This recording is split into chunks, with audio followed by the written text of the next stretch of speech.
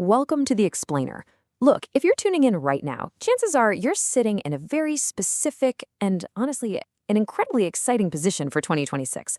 You're sitting on some major property equity. You've watched the market, you've made your investments, and now, at least on paper, you've got a substantial amount of wealth tied up in real estate. But as we all know, wealth on paper and wealth that's actively out there working for you, those are two entirely different things. And that is exactly what we're going to unpack today. We're looking at a brilliant, really distilled strategy from real estate expert Leo Robles, who calls this the equity evolution. It is all about what you do next. Because having equity, great, but knowing how to actually leverage it, well, that's how you build real generational wealth. All right, let's just get right into it. It's the ultimate real estate crossroads for 2026.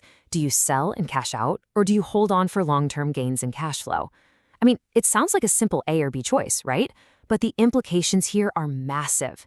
When you look at that huge equity number sitting on your statements, the temptation to just hit sell, grab the cash, and walk away is so incredibly strong. But Robles really challenges us to hit pause for a second. Cashing out gives you immediate gratification, sure, but holding, if you do it correctly, could mean sustained, compounding growth over time. So how do you possibly choose between those two without just relying on pure emotion or, throwing a dart at a board? To figure that out, Robles gives us a super quick, highly effective 3-step framework. It's basically a clear decision tree to navigate this whole thing. Step 1, analyze performance. Step 2, consider goals. And step 3, look at opportunity cost. I absolutely love this approach because it takes all the anxiety right out of the decision-making process. We aren't trying to guess what the housing market's going to do tomorrow. Instead, we're systematically looking at what our specific asset is doing right now, where we actually want to be, and what our capital could be doing somewhere else. This is literally exactly how top-tier investors think. Okay, step 1, property performance. The very first thing we have to do is take a totally objective look at how your current asset is behaving. Not how you hope it behaves, definitely not what your neighbor's house down the street is doing, but the hard, cold reality of your specific property. Because real estate isn't just this static thing, it's dynamic, it has momentum. Robles asks a really pointed question here. Is your property still appreciating at a healthy rate, kind of like a rocket ship, or has that growth slowed down and plateaued? Think about your current setup for a second. Was it aggressively climbing in value over the last couple of years, but now it's just sort of stalled out? Well, if growth has slowed, that equity is basically just sitting there dormant. It's trapped. You really have to measure its current velocity. If it's a rocket ship that's totally run out of fuel, hey, it might just be time to disembark.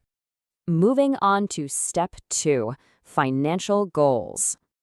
Now, this is where it gets really interesting because the focus shifts completely away from the property and entirely onto you.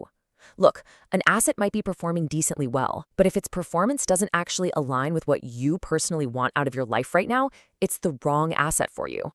Your real estate strategy doesn't exist in a vacuum. It has to serve your broader life goals. Robles presents a really crucial comparison to help figure this out: liquidity versus passive income. Ask yourself right now, do you need immediate cash, liquidity, to fund another investment, maybe start a business venture, or pay for a major life event? Or are you at a stage where you're intensely focused on building steady, long-term passive income? Think about it. If your current property is this high-value home, but it barely brings in enough rent to cover its own expenses, it is definitely not serving a passive income goal.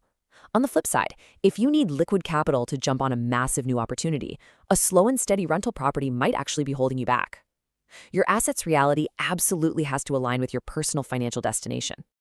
And that brings us to step 3, opportunity cost. Let's see how this all builds into an actual strategy. This right here is probably the most sophisticated part of Robles' framework, asking what else you could potentially do with that trapped equity. Seriously, every single dollar of equity sitting inside the drywall of your house is a dollar that isn't out there in the market working for you. To tackle that opportunity cost, Robles outlines 3 very specific, actionable alternative paths for deploying your equity. Path 1 is the 1031 exchange. Path 2 is using a HELOC for a down payment. And path 3 is simply to keep holding. These are not just abstract financial concepts, these are the actual mechanical levers you can pull right now to completely change your financial trajectory. Let's break each one of these down so you know exactly how they work. First up is the 1031 exchange. Basically, this is the process of trading your equity into a larger, much more cash-flowing asset. If you figured out back in step 1 that your property's growth has stalled, and in step 2 you realized your main goal is passive income, well, the 1031 exchange is your golden ticket. It actually allows you to sell your current property and reinvest all those proceeds into a new, larger property, or even multiple properties, without having to immediately pay capital gains taxes. It's wild. You're essentially taking the equity you've worked so hard to build, hiding it from the tax man for the time being, and moving it into a vehicle that pumps out way more monthly cash flow. It is an unbelievably powerful way to level up your entire portfolio. But hey, what if you absolutely don't want to sell that original property? Well, Robles points to a second option, the HELOC, or home equity line of credit. The play here is accessing your equity to use as a down payment on another property. This is pure brilliance because it lets you leverage your existing wealth without actually having to liquidate that first asset. You just borrow against the equity in property A, use those funds to go out and buy property B, and boom! Suddenly you have 2 assets appreciating in value instead of just 1. You've essentially cloned your wealth building potential by putting that lazy equity to work. Think of it like real estate mitosis, right? And you get to do all of that while keeping your original investment completely intact. Now here's the twist. What if you run through this entire framework and realize, wait a second, my current setup is actually pretty great? That brings us to the third option, which is simply holding. As Robles makes very clear, holding might honestly be the smartest play if the property is still performing great and it perfectly aligns with your long-term goals. If it's appreciating at a healthy clip, it's giving you the passive income you want, and you don't have a glaringly obvious better place to put that money, doing nothing is actually an active, highly strategic choice. You don't have to force a major transaction just to feel like you're making a move. Sometimes simple patience and compounding interest are absolutely the greatest wealth strategies out there. So let's wrap this up with your wealth strategy for 2026. What we've really learned from Robles' framework is that there is absolutely no one-size-fits-all answer here, guys. Your neighbor's strategy should not be your strategy. The crazy headlines in the news shouldn't dictate what you do with your money. By actively sitting down and asking these specific questions, analyzing the performance, confronting your personal goals, and really weighing those opportunity costs, you guarantee that whatever you decide to do, it's going to be a highly informed choice. And I think this final quote perfectly nails the entire vibe of this framework. Make smart moves. Sitting around on equity without a plan, that's not a strategy, that is a missed opportunity. This whole framework is basically a massive call to action. Run the numbers, figure it out, and then execute with total confidence. So I'm going to leave you with this final thought to really chew on today. How does your current property actually align with your long-term goals for 2026? Seriously, don't just gloss over this. Take Robles' framework and apply it right now.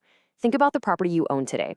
Is it a rocket ship or is it just parked in the driveway? Is it handing you cash or is it just looking pretty on your balance sheet? And what else could you possibly be doing with that trapped equity? The real estate market always rewards the prepared and the strategic. So take these questions, look closely at your own portfolio, and go out there and make those smart moves.